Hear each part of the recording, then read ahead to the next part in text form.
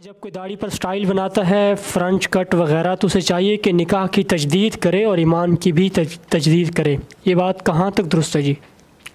जी, दाढ़ी रखना सुन्नत रसूल है और एक कब्ज़ा की मकदार रखना ये वाजिब है। इससे कम दाढ़ी काटना या तराशना ये हराम और नाजायज़ है। और जो आदमी इसका मुर्तकिब है वो इसमें कोई शक नहीं है कि वो एक कबीरा गुनाह का मुर्तकिब है, बिलखुसूस अगर इस तर्ज़ अमल को इख्तियार किया जाए जिसका सवाल में ज़िक्र है तो ये तो एक तरह से सुन्नत रसूल की तौहीन भी है। तो ये इंतहाई बड़ा गुनाह है और इसमें सख्त ख़तरा है कि अगर एक आदमी इहानत की नीयत से ऐसा कर रहा हो तो उसको ये कुफ्र का भी अंदेशा है। लेकिन आम तौर पे जो लोग ये कर रहे होते हैं वो भी इसको गुनाह ही समझते हैं। तो अगर कोई इसको गुनाह समझ कर करता है तो इसकी वजह से ईमान में और निकाह में कोई फ़र्क नहीं आता है।